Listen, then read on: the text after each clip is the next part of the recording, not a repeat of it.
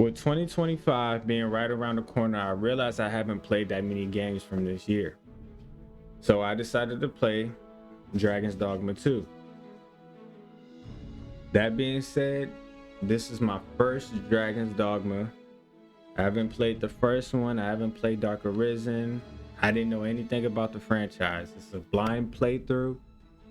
Most of the games I play, I try to do 100% blind playthrough unless I'm spending like 4 hours on a quest, on a mission or some shit. I try to see how can I get past it or how can I cheese it or whatever.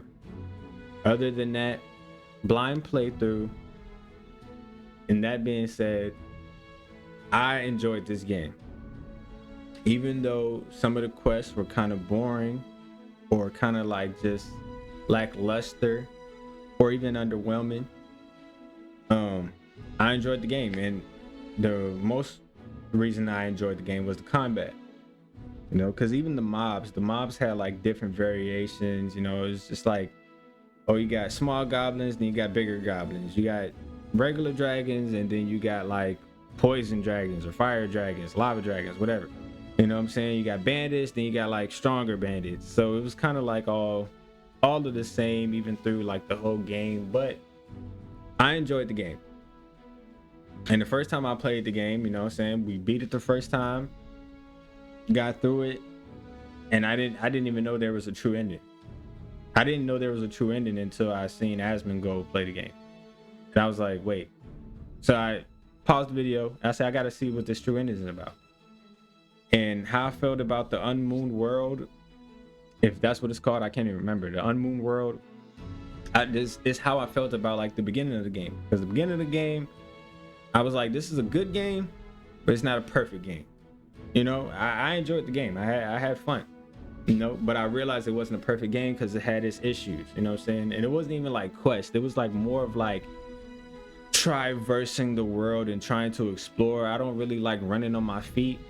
And mind you, this is my first Dragon's Dogma, so I didn't even know that the more equipment that I had, the lighter I would, the more slow I would run. Like, I didn't know I had to like drop all my equipment to move a little lighter.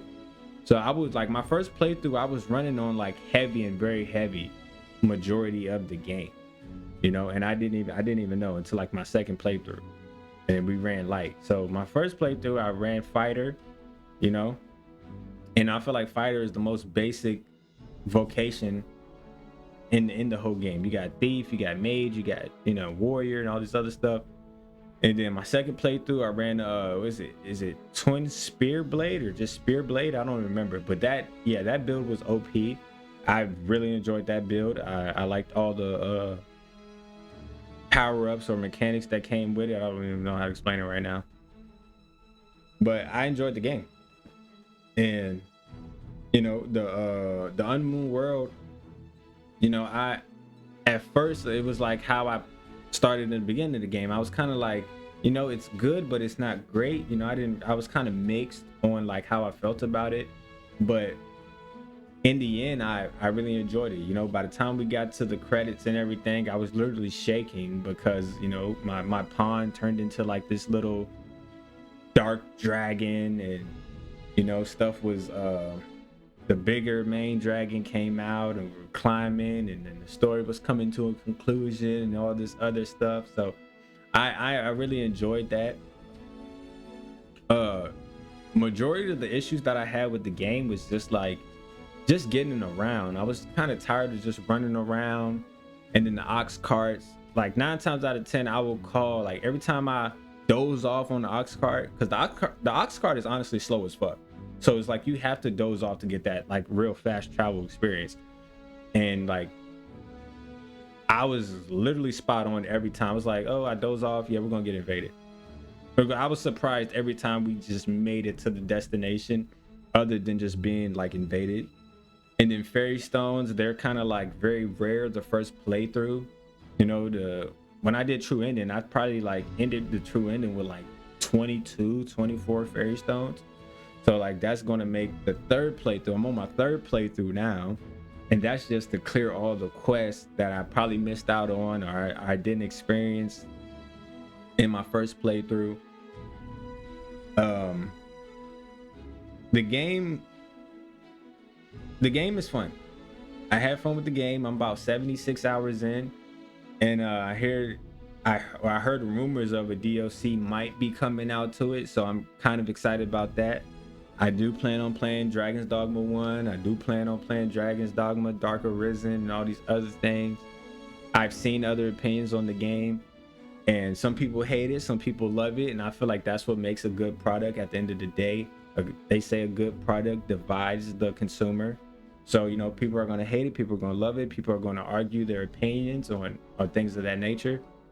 And I appreciate that, you know what I'm saying? Like I said, it's a good game.